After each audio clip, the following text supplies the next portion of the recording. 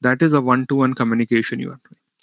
When you are in a WhatsApp group, or maybe you are into a school or a college and there is a public address system, and or maybe on an airport the announcement is happening, that is a broadcast, which is one to all communication. Similarly, you may have created a WhatsApp group and you are communicating within group.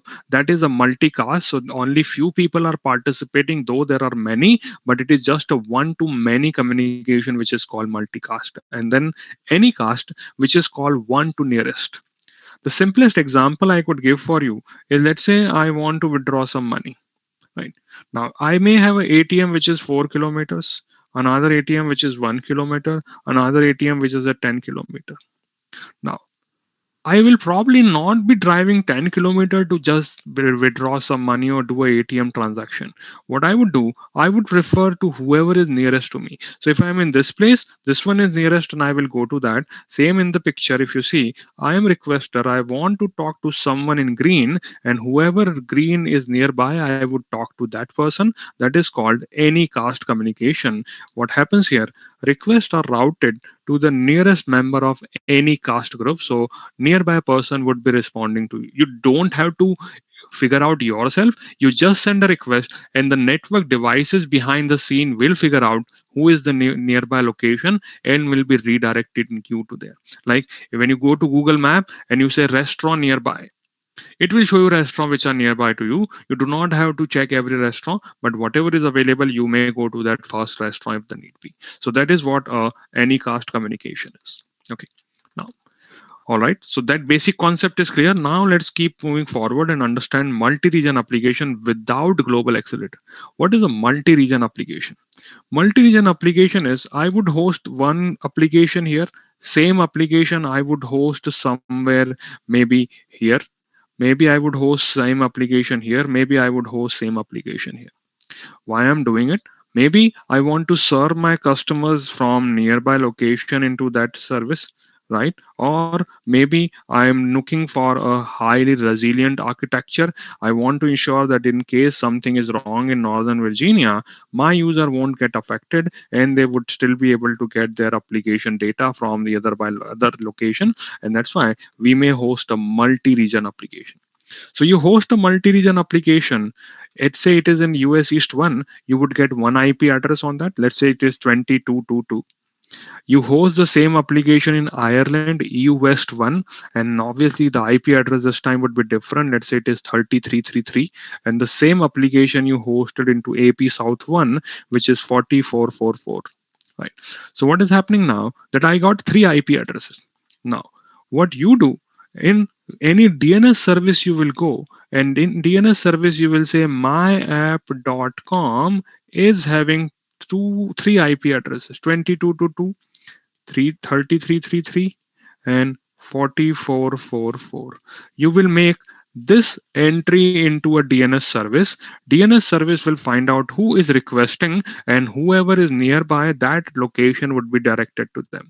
So if a user requests for, hey DNS, give me information of myapp.com, DNS checks, okay, you are making that request from Africa, and probably you, sorry, extremely sorry, you are making that from South America, and probably you would be having a better latency to US East 1. If a request is coming, let's say from India, then it will say, okay, it would be better if I send you to 4444. So that's how you are able to send request to nearby location. This is all happening through DNS. Okay, so myapp.com get different IP addresses in each region. My users would be redirected to these locations, and our browsers or ISP or any other system have a tendency to cache DNS request. So if I have requested anytime myapp.com, IP address 2222 would be cached into my browser. It will be cached locally. So next time I am making the call, I do not have to go and request the DNS. Like you have your mobile and you have your last dialed number. So if you have a person whom you just talked, you don't have to go to phone book and get his or her number again. So that exact same thing is what DNS cache is helping me to do. So if I am a customer in South America somewhere, I would have 2022 stored in my cache. And if I am a customer other places, I would have my cache reflecting the nearby location. So that works fine. I am able to accept this information and I am able to then access the data whatever required. Anycast enable CDN assign the same IP address to multiple as server. Is it correct? Yes, front end, yes, Jamikant, that is exactly true. So Anycast, when you use Anycast mechanism, then now I won't say every service uses Anycast. If you are thinking about CDN, it is different. CDN is not using Anycast. CDN uses a different DNS mechanism. Anycast is unique to your global accelerator, right? So because it operates at a little lower layer than your CDN, CDN uses only HTTP, HTTPS, right? So that time we have enough information at application layer to decide something, and that's why DNS plays an important role. But here this request is happening at below application layer at network layer, and that's why Anycast is required. CDN would not use always Anycast. That it depends, but most of the time they would not use it. They would use DNS, nearby DNS. Okay.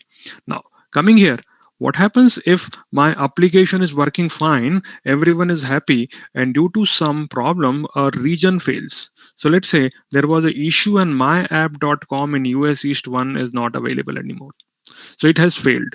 It has failed means my users are still making requests to 2111, 2222, right? So these users would start complaining, hey, I can't access your application because it is no longer accessible. But if a user is here, they are going here and they would have no problem in accessing my application. So what happened here? A region failed, and because of my DNS cache, my requests are still going to the same myapp.com 202222, unless somebody comes and then say, hey, let me clear the cache here, and then I would request a new IP address for myapp.com.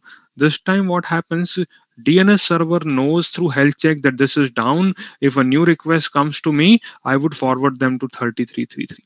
So that would be happening, but only if we clear the DNS cache. An end user may not have awareness to clear it, or it is unnecessary burden for them, so we don't want to rely on that. So we want to solve the problem of DNS caching. That is also one thing, right? So until DNS cache is cleared or expired, client will keep trying 20222222. So they are trying there. A region has failed. Now my application is available in other places, but not on this place, right? Now consider, from the same South America, now new users say, hey, I want to talk to myapp.com. So their request will go to a DNS server, probably Route 53, and Route 53 knows about 2022.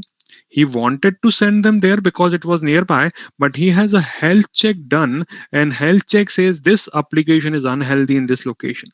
So what DNS is going to say, hey, I have to send you to a nearby location which may be far, but it is active. So please go to 3333. So newer user have no problem in going to the fresh and available version of the application. The problem is with my existing users. I hope everyone is following along and understanding that what actual the problem is and how we will solve. We'll see that in a later part, but at least everyone is now aware about the type of problem which we are seeing. Any questions so far, anyone? Any doubts, any confusion?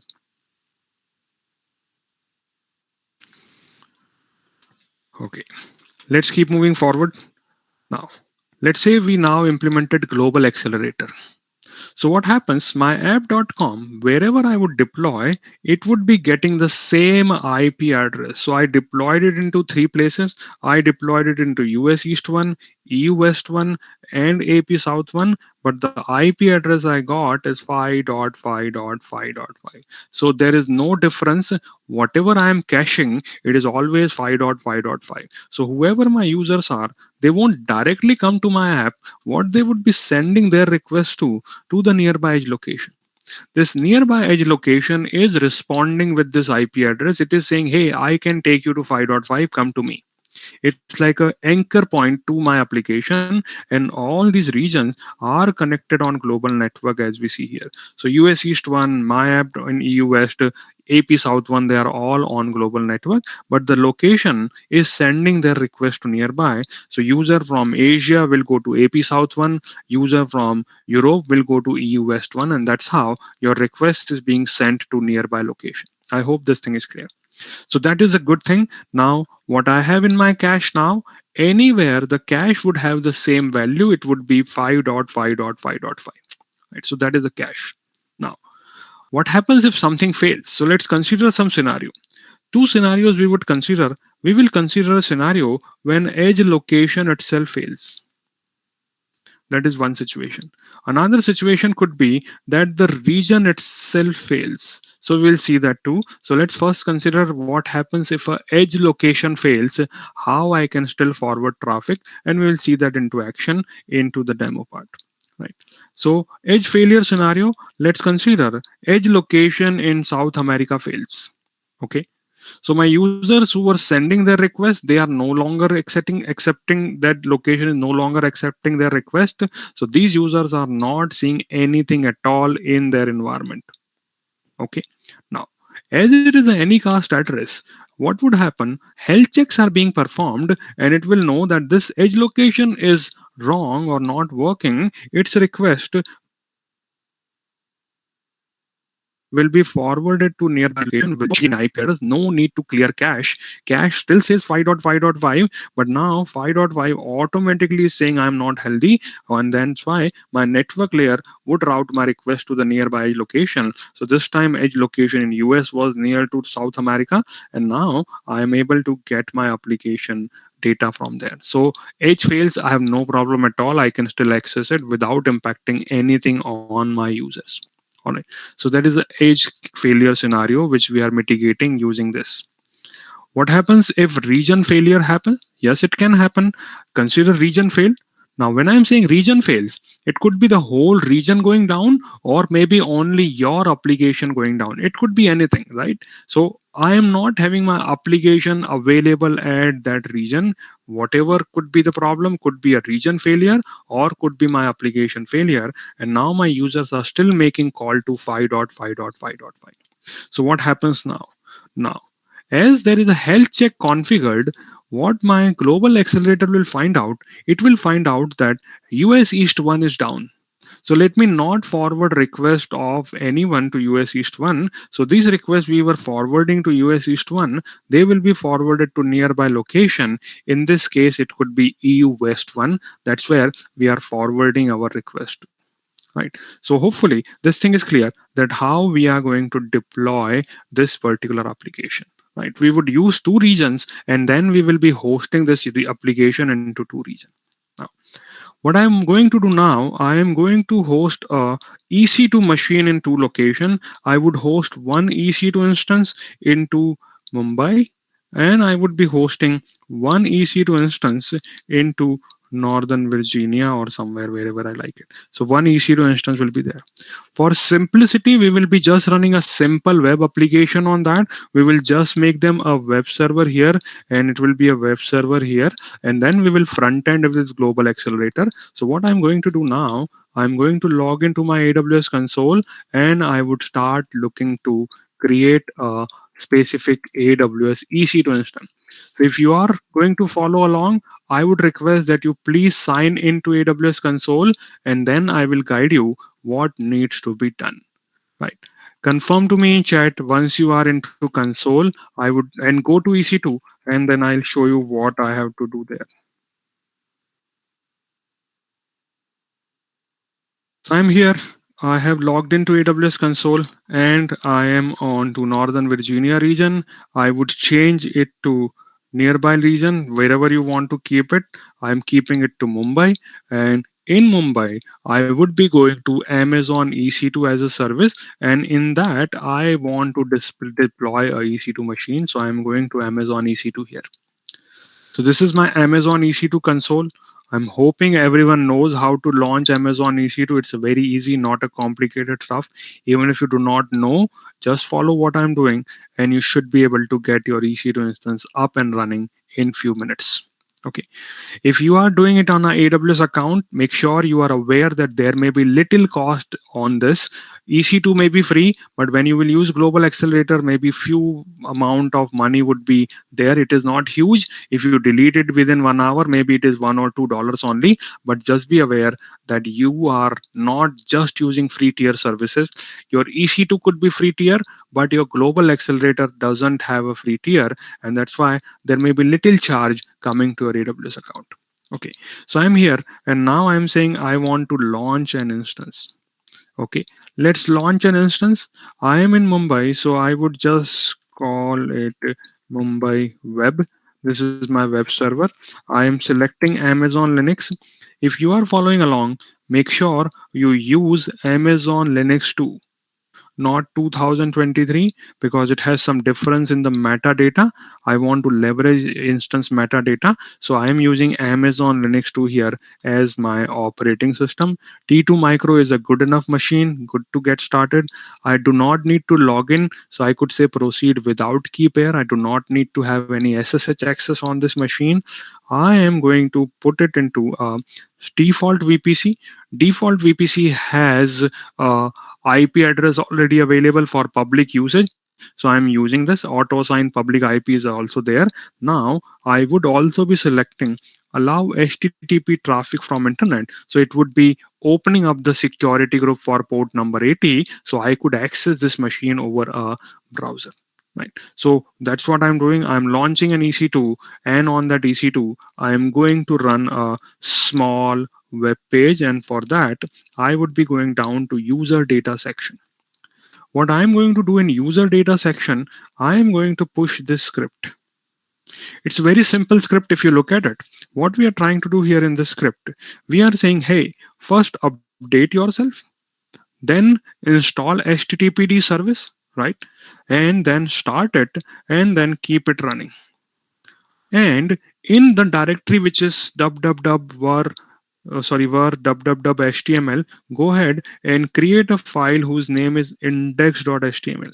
So we are setting up an index.html file, and in that file we are pushing some data from the service which is called instance metadata. So I want to get its a public IP address and its availability zone. They just be inserted into index.html, like I'm just appending here. If you see, this output is being redirected, so this is appending this information into my application. That's what I am trying to do here.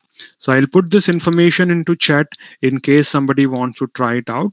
Give me a minute. I'll bring that information and put it into chat. If you need it little later, that also should not be an issue. Just reach out to me and I would be happy to share that script with you. Give me a minute. I am looking for that website, wild rides, and then metadata. So this is my file, and through this file I am trying to deploy my application. So same file, I'm copying this information and I would be pasting this information into the user data section of my application. Right.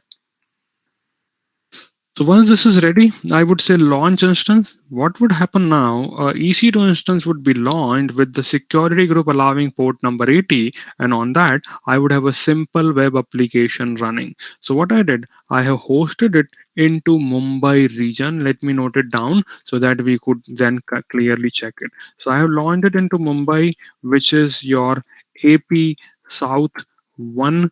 This is how Mumbai is represented in AWS language. So it is AP South, sorry, Asia Pacific in South 1. That's where I have deployed an EC2 instance. And the name of that application was Mumbai Web.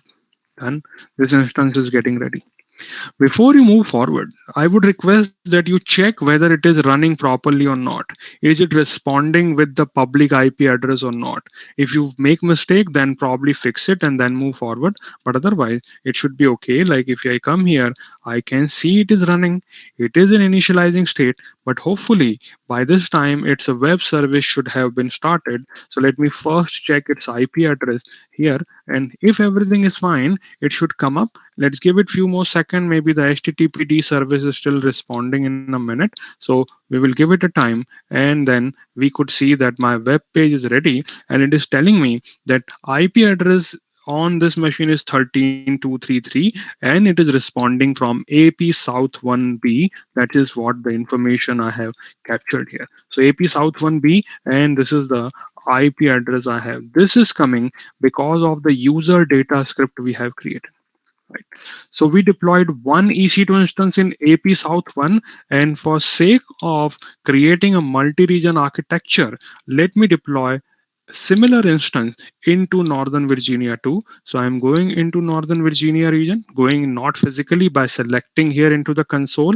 And once I have selected it, I would launch again. And this time I'm going to call it NV web. And then same process. I'm selecting Amazon Linux to AMI. I am selecting, I do not need any key pair to log in. I am saying proceed without a key pair. I am opening up port number 80 by selecting this setting for creating a security group and allowing HTTP traffic.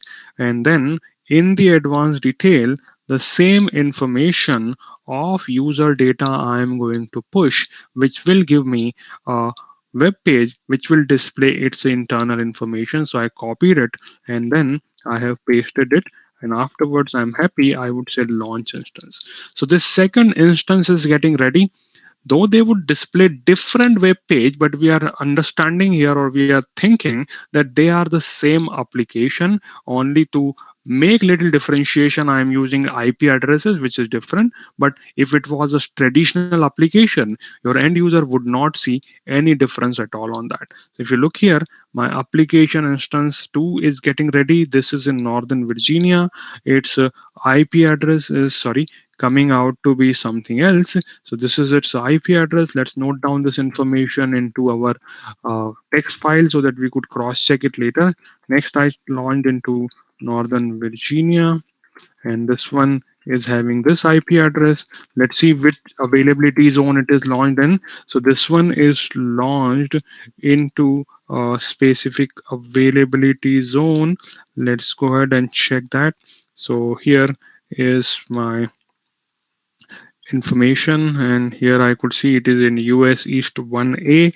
So I would write down this information that this is into US East 1A, and name I have given is NV Web. So these are two applications which are ready for me. Right. Let's go ahead and check if the web page is ready here also or not. This is better to always check things as soon as you do it rather than checking everything at the end. So if you could see here, I have two different IP addresses, 13 and 34, and they are responding with their respective web pages. Now what I want to create a front end for my application. So currently I have this one in Northern Virginia, another one running into AP South, and they have their IP. Now I am going to add global accelerator, which would be pointing to them. And now users would come here rather than independently going to Northern Virginia, right? Any questions so far? Any doubts, any confusions before we go ahead and deploy a global accelerator? If everyone is following along, give me +1 in the chat, and then we'll move on to the next section. If there is a question, let me know that too. Otherwise, just give me a +1 in the chat so I know that you are all following along and understanding whatever we have discussed so far. Okay, thank you, Jamikant. I could see a lot of people responding. All right, great. Let's keep moving forward. Now, what we are planning to do, we are going to put a global accelerator in the front of this particular service. So for that, I have to again go to AWS console.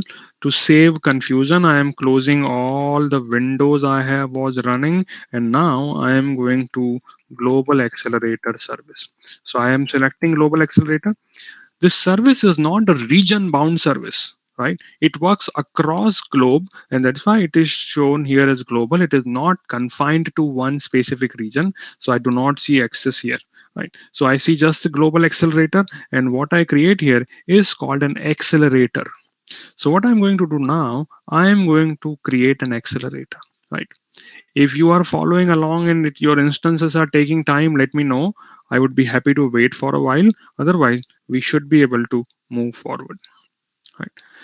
If you are trying on your own, I would highly recommend that you create the same structure like this. It's like I have created an application in one region, another region. I have given it a name. I know which particular availability zone it is running. I know the IP address, and keep a note of that, and that will help you in getting global accelerator ready. So I am in accelerators tab and I say I want to create an accelerator. Okay, let's call it Cloud Clubs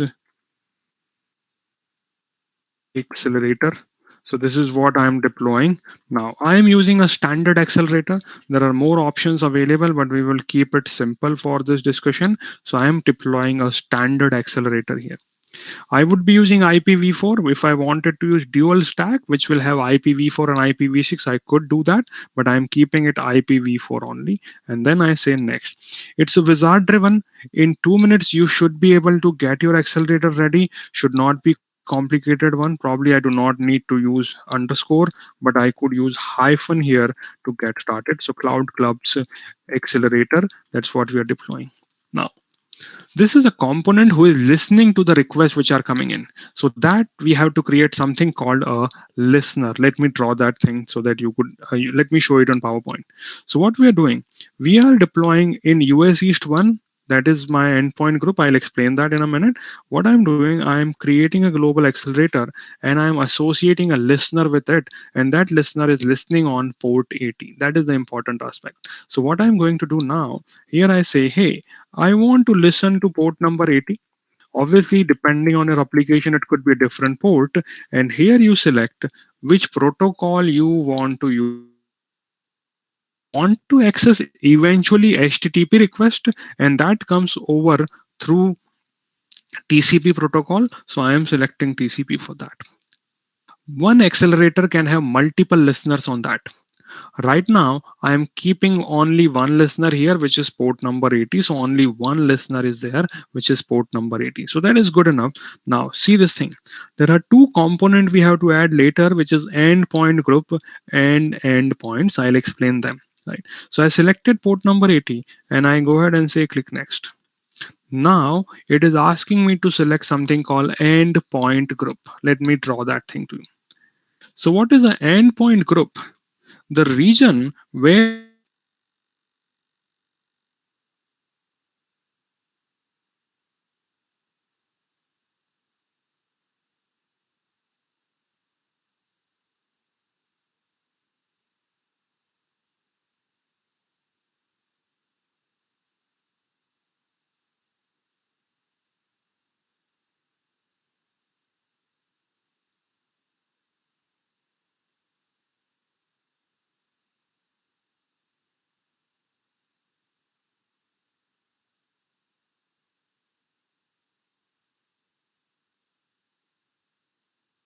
to Sorry, I got disconnected for a minute, but hopefully everyone is now able to listen to me and see the screen I'm sharing. Yeah, I was on mute, Mahendra. Thanks for that. So yeah, hopefully everything is okay now. Let's keep moving forward. As an indication, can anyone tell me if you can hear me okay and see the screen share and camera also? Yes, sir. It's working good, and we can continue. Great, great. So what I was explaining to you is a concept of something called an endpoint group. What is an endpoint group? Endpoint group is the region where we want to send our request to. So what I want to send my request to AP South 1 and I want to send my request to US East 1. US East 1 is Northern Virginia, AP South 1 is Mumbai. So I want to leverage these two regions to send my request. They are called my endpoint group. So let's go ahead and configure this endpoint group into the global accelerator we were deploying. I will bring that up again and we will get started. So I'm here and I am now including a specific listener on which we are including an endpoint group. So which region I am connected to? One region is AP South 1. So I'm selecting that. What is traffic dial? It is a way to divert traffic to your region. We will talk about that in a minute, but let's consider right now I am going with the default value of 100, not making any changes. So this region would respond, but how I would know whether the region is healthy or not? So what we want to perform, we want to perform some health check on the region. All right, let's perform health check. So we would say what type of health check you are looking for. So I say I am looking for HTTP health check because my application is running on HTTP and I'm concerned whether it is responding to me or not. So I selected a HTTP health check. Obviously, depending on your application, you could go for TCP, HTTPS, or traditional HTTP. It is purely up to you. So this we want to check whether that region is responding with HTTP or not, whether HTTP service is running or not in that region. That's what I'm checking. So I'm performing this HTTP health check, and then I say, okay, what I want to check. So I'm just concerned with the root page of my application. You may go ahead and have a status page or any other page which, so you maybe your page was sales.html that you could put here. Right now I am just concerned about the root, and that's why I'm just not making any changes here. Here I say how soon you have to perform health check. So here it says perform health check in 30 seconds. That is a good enough time, but just for sake of demo, I am changing it to 10. That every 10 second go ahead and check it is healthy or not. It is healthy or not.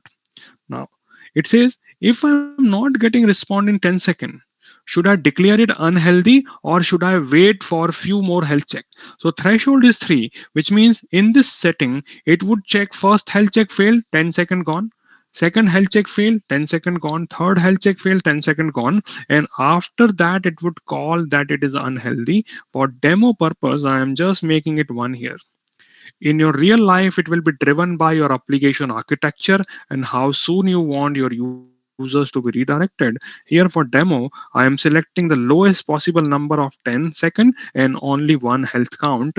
And now I have selected what? I have selected a endpoint group with AP South 1, and I configured a health check on that. But that is only one endpoint group. Let me go back to the PowerPoint. What we added this US AP South one. Let me add US East one also as an endpoint group. So I will go ahead and say endpoint group, and this time it is in US East one. Same setting, traffic dial 100, configure health check, and in that case, I'm using HTTP as my health check, and I'm sending 10-second of health check and waiting only for one ping to fail. I would call it unhealthy. So that's the setting I configured, and now I have two endpoint group added, as you see here, one AP South one US East one.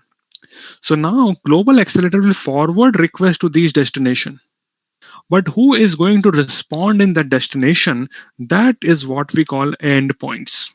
So we created an endpoint group, and now within an endpoint group, I would be adding something called an endpoint. Now I would say whether the request which is coming to me should be forwarded to a particular instance here. So this is where my request is coming, and then we could forward it to endpoint 1 or endpoint 2.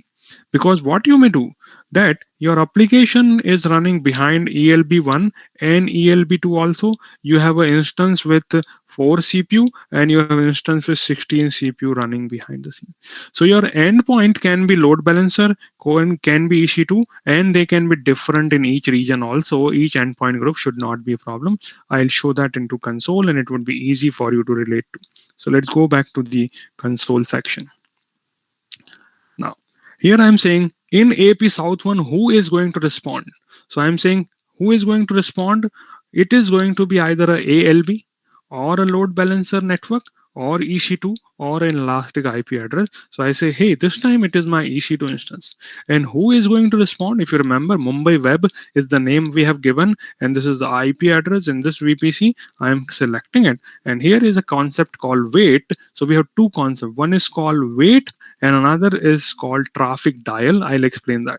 So I'm saying if request comes to AP South 1, this instance whose name is Mumbai Web should be responding to me, and I'm saying if request comes to US East 1, who should be responding? I'm saying the responding should be again a EC2, and that name is NV Web, Northern Virginia Web Server, and weight is 128. Right.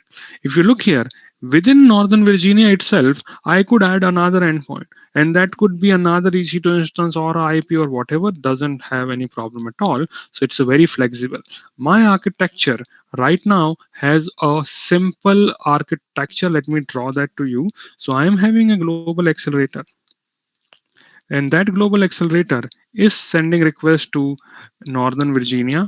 It is sending request to AP South, and there it is only one single EC2 which is responding. If I want, I could have multiple of them, and I could have multiple regions also added. So you could expand into any region, and behind the scene it could be multiple EC2 instance also who are responding to you. So it is completely up to you.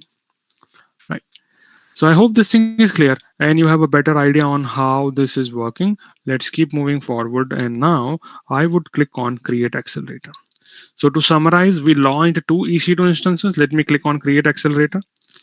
It will take little time. So I created two EC2 instances in two different regions. We deployed a demo application, which is just a static web page. And then we have launched a global accelerator, which has a listener on port 80. That listener are pointing to two endpoint groups, and those two endpoint groups have a endpoint within them who would be actually responding. And if you look here, my global accelerator is into progress, so it is getting deployed, not ready. It may take a little time. And if you look here, what happened, it has given me two different IP address altogether. Why two IPs? Maybe again idea of redundancy comes in here. So maybe this is coming from service provider 1 and this is coming from service provider 2, kind of, right? So even if this has a problem, my second application is still running, so I won't be talking to this IP address. I would be talking to the DNS name which is provided to me. So if my application name was myapp.com, I would perform it to be a alias record to a17 something dot global accelerator. So I now got a new entry point for my application, right? So I hope this thing is clear. Let's see what is the status. We will check whether it has become healthy or not. It is still into the process of getting ready. So if you see here, it is in progress. Give it few minutes and it would be ready. Let me go back to PowerPoint to explain you what we achieved. So when we deployed a global accelerator, we got two IP1 and IP2. And now my users would be sending through TCP and UDP request to these IP addresses.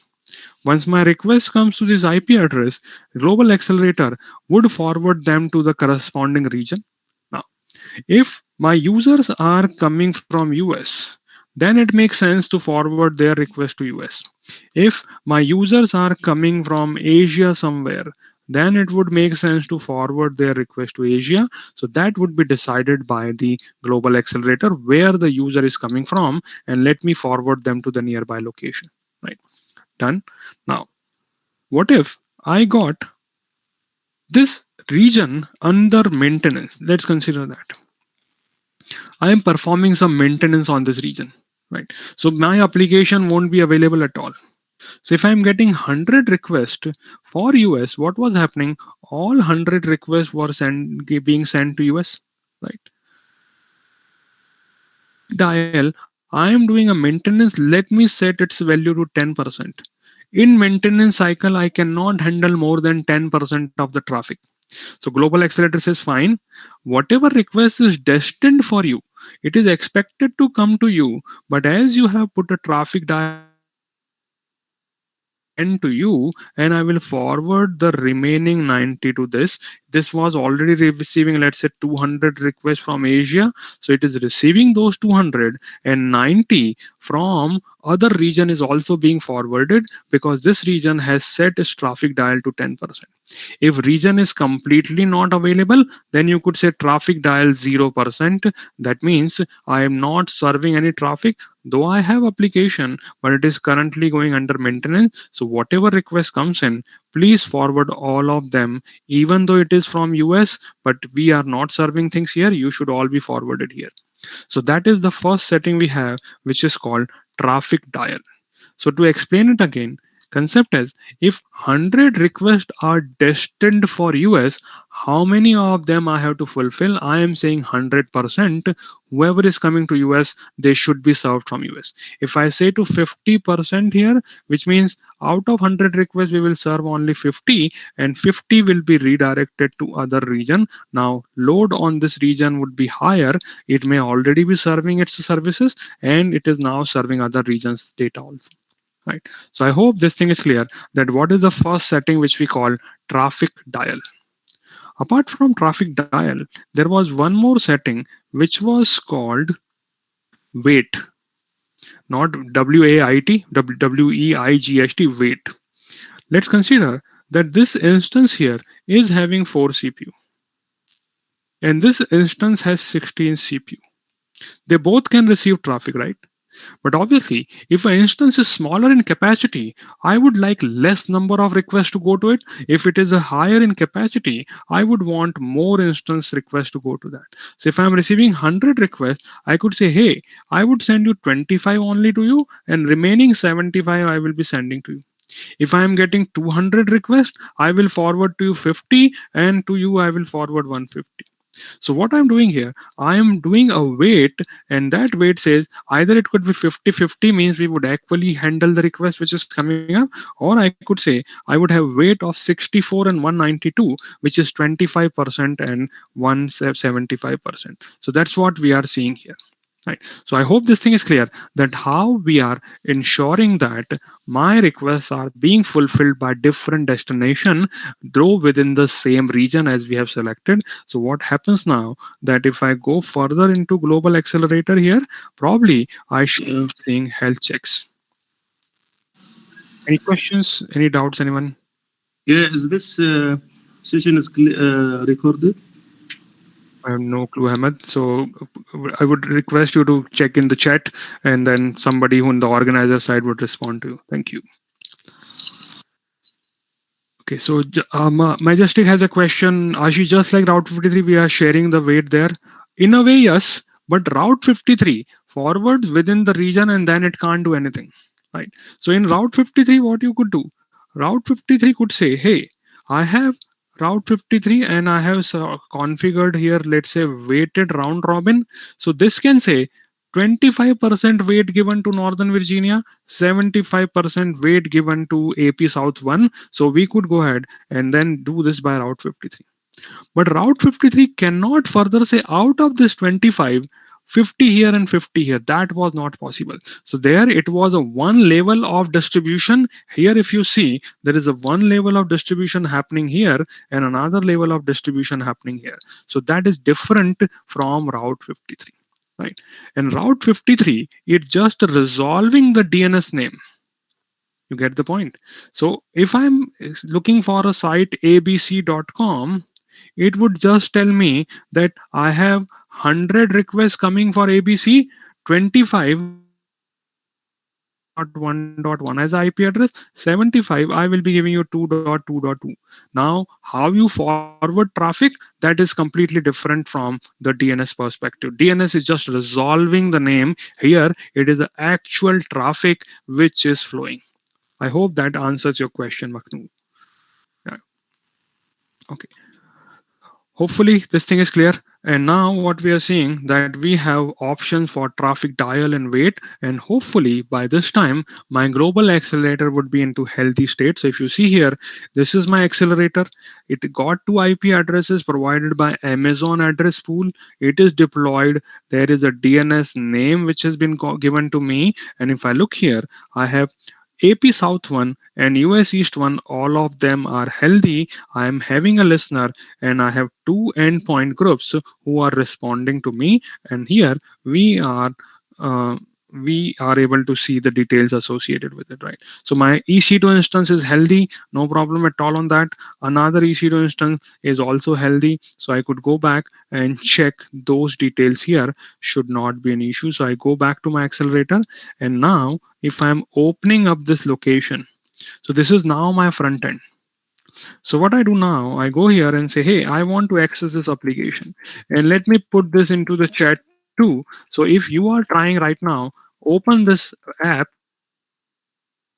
in your browser. into, oh sorry, open this URL into a browser and let me know who responds to you depending on your physical location. See, I wanted to talk to this address, and who actually responded?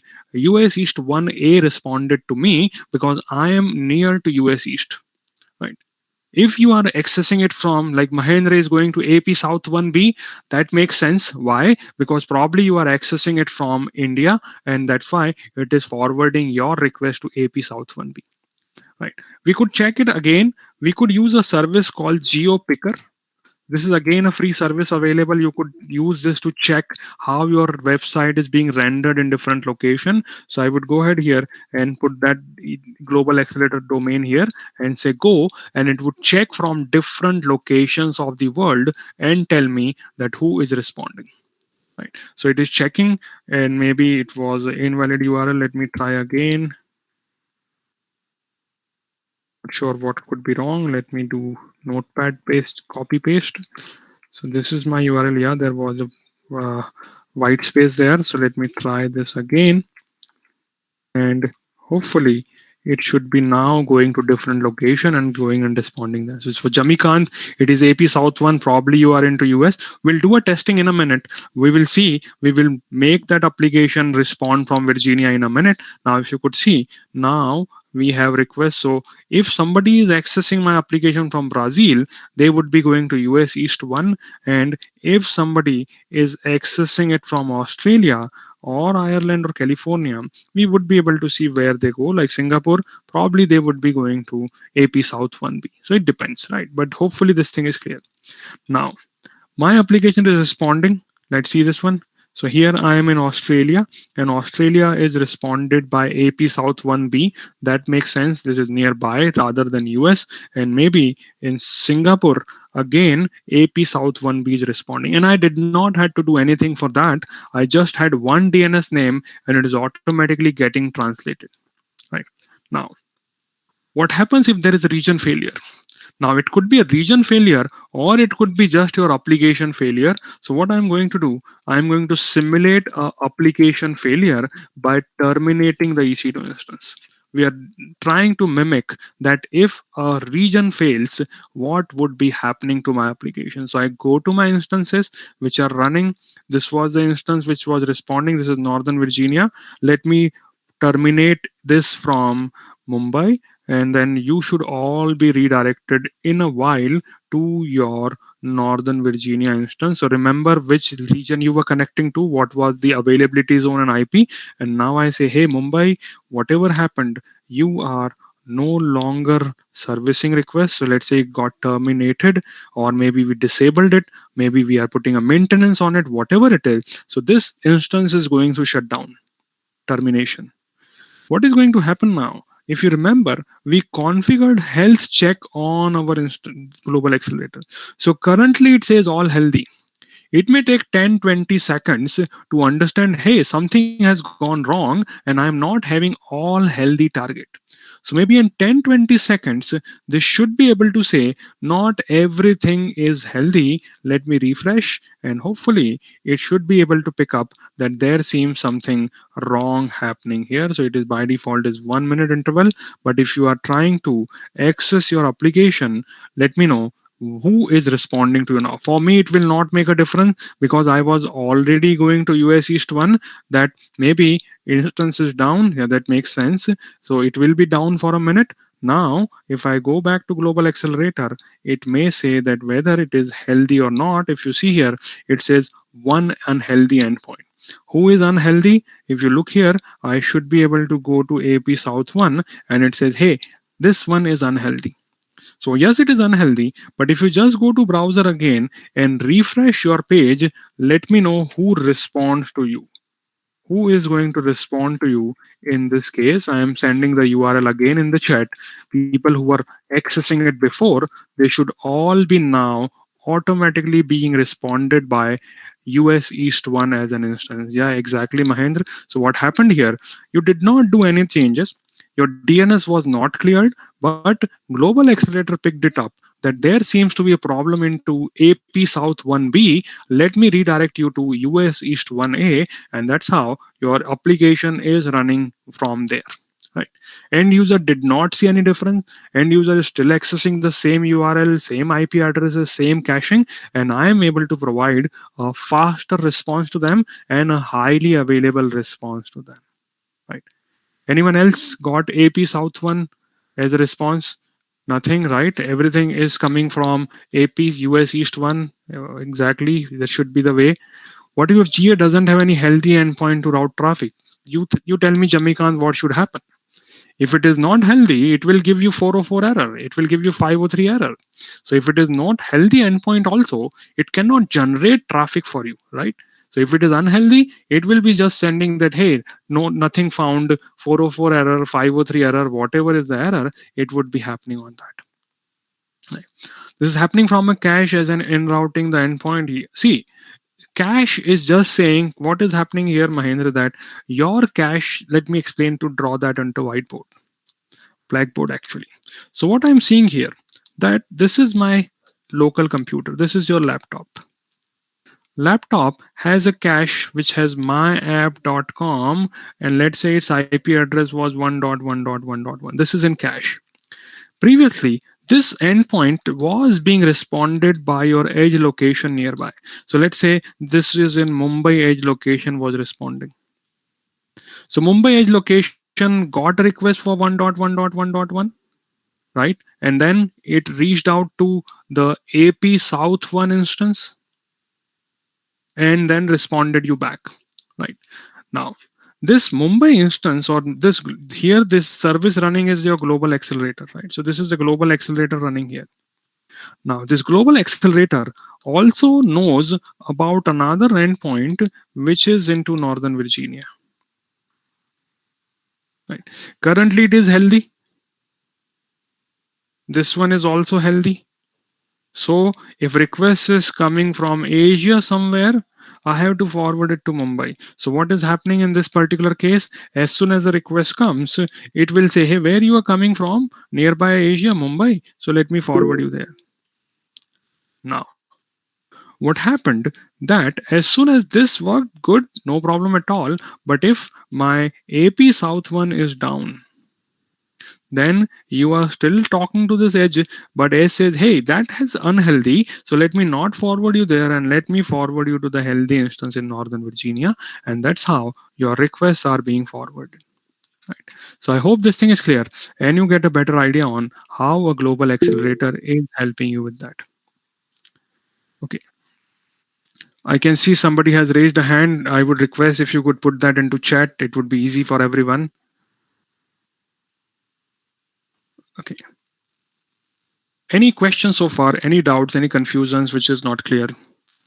Anyone who is not able to understand the concept of global accelerator? So you deployed it in few minutes, you were able to get application running. Think of it, take a backstage and think how much complication it would require if I had to implement this in a physical world. Consider that.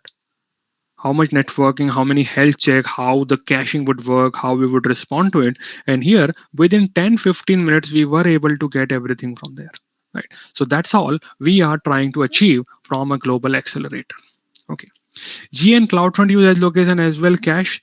GA doesn't use cache. In GA, there is no concept of cache services. There is no caching happening. What Global Accelerator is saying, hey, I would forward you to the faster location. So think of Global Accelerator as your direct flight. It has no caching. It's not caching anything. You come to it and it will forward you to nearby healthy instance, whichever is near, but it won't be caching anything for you. There is no concept of cache in Global Accelerator. When you were talking about CloudFront, CloudFront still operates from edge. So let me draw this thing again. So what you are seeing, this is your edge location. From this edge location, there are multiple services which are running. One of the service that is CloudFront. Another service you have Global Accelerator. Another service you have is Lambda at the edge that is running from there. You then have your WEF and Shield running from there. S3 transfer acceleration running from there. VPN accelerated VPN running from there. So everything is running from edge location. CloudFront service itself has caching feature, but Global Accelerator doesn't have any caching feature at all. It is just allowing you to access your application from faster. So request comes. These services, Global Accelerator is a forwarder, whereas CloudFront is a forwarder plus cache services also, but CloudFront only can accept HTTP or HTTPS, and here Global Accelerator can access any TCP or UDP application. So maybe you are running a remote desktop, maybe you are running a voice system, maybe you are running a streaming application. They are using different type of traffic, and that will only Global Accelerator would accept it. If there is no caching, then how it could be faster than CloudFront is at its cache? Maybe you did not listen to the initial thing which I explained to you. I gave you an example. Not sure if you were present that time or not. Let me repeat it. Consider there is no direct flight to Los Angeles from Chennai. So what you have to do? Chennai, you come to Dubai. Dubai, you come to Heathrow. Heathrow, you come to JFK, and from JFK you go to LA. No problem at all. So this is what happens into your traditional way of request. Hops, exactly. There are multiple hops which is happening now. What happens? So let's say you live maybe into let's consider what is near to Chennai. Let's say Madurai. Madurai, there is no international airport, right? So you have to first come to Chennai, and then only you can take flight to these places, right? Now, what Global Accelerator is saying, Global Accelerator says, I would be launching a flight for you directly from Chennai to LA. So what happens if you were sending requests over internet? That request was going all over these network and then reaching to LA. Now what happened that we are able to get your request on AWS global network. You used internet only up to reaching to Chennai. Once you are in Chennai, then it goes into expressway and then gets faster, and that's why it is able to decrease all the hops happening between, and that's why performance is better. So though it is not caching, but it is giving you a direct flight to go to Los Angeles, and that's why it is increasing the performance for your application. So even without caching, you have an expressway on which you are able to go, right? We have expressways in different places like Delhi to Noida. There is an expressway. It has no other option. Like you just enter it one side, next hop is your destination Noida. So that is one expressway. Same thing here. This is an expressway which we have created here. Okay. Any more questions, anyone? Any doubts, any confusions, anything which is not clear?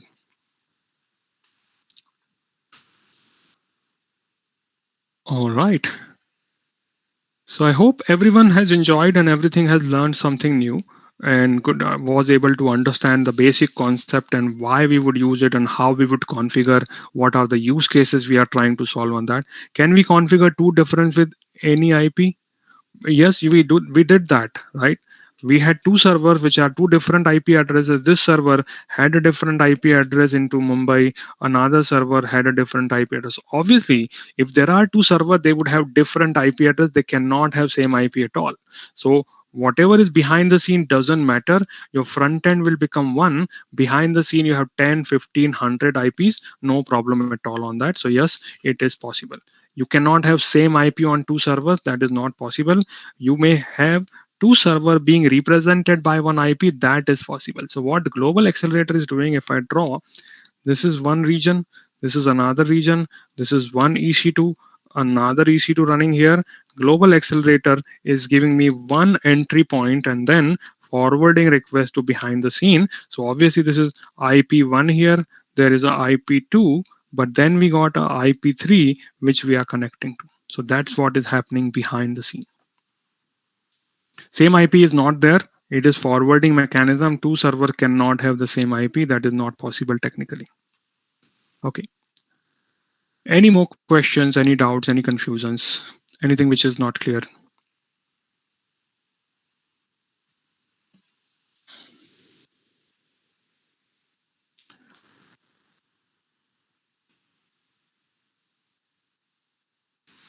I have no idea on that. So if you have that information, feel free to share, but I have no idea. It represents, see, it shows that one IP is being responded by two server, but technically it is not possible to have one IP assigned to it. So I have no idea on that. Okay. Any more questions, anyone? Any doubts, any confusions?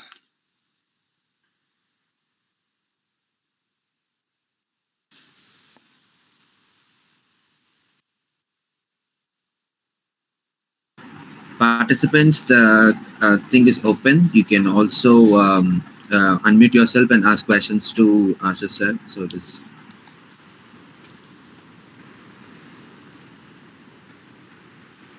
All right. Thank you. Send that. Yeah. Maybe there is always something to learn. So yeah, I can check that. Okay, All if there right. is no questions, then Yeah, we'll wrap it up. sure, sir. Sure. Thank you, sir. So we got a question then. I'm not sure if you paid attention before. We talked about what is the difference between CloudFront and GA. I'm not sure if you paid Participants, attention to that. the event is being recorded, and Yeah, so please the check that. organizing team is being recorded. Uh, Follow me on LinkedIn so that I'll post that recorded session in my channel, and also Ashish sir will also get to know about how to access the recorded sessions too. Make use of the session. So we have mentioned everything what you're asking in the starting of the event, so you can also make use of it.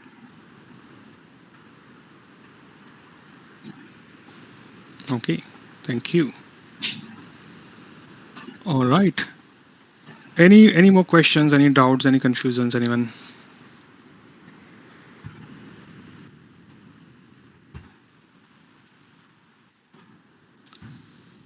Great. So hope everyone enjoyed, learned something new. So we'll connect back maybe in some other session. And till then, enjoy the learning. Thanks Rahul for arranging and thanks for having me. So Yeah. we could then discuss the next topic in next time. Thank you. Thank you, sir. Thank you so much, and thank you all the participants for saving your time and attending the event. And I posted the event survey form. Participants, I request everyone to fill that form, and I also mention the club name, that is AWS Cloud Club St. Joseph Institute of Technology. I request